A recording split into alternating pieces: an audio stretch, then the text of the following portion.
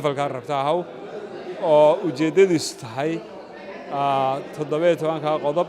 ka ugu horeeya oo yahay in faqriga la dagaalamo in gaajada la dagaalamo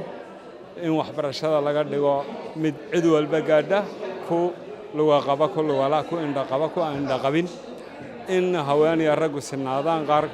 in kamid oo baan idin soo qaadaya in ma aragtay dadku ay helaan koronto ama energy ama awood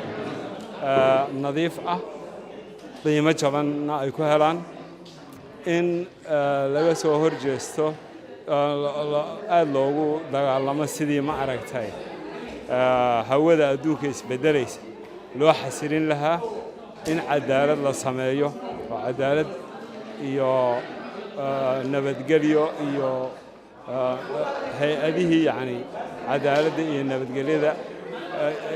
iyo ma hirgelin lahaa oo xoogaysan in la dhiso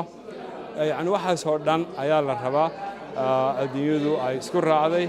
in la hirgeliyo marka seminaarkan wuxuu ku saabsanaa sidii Soomaaliya intii ay kari karto shay walba loo hirgelin lahaa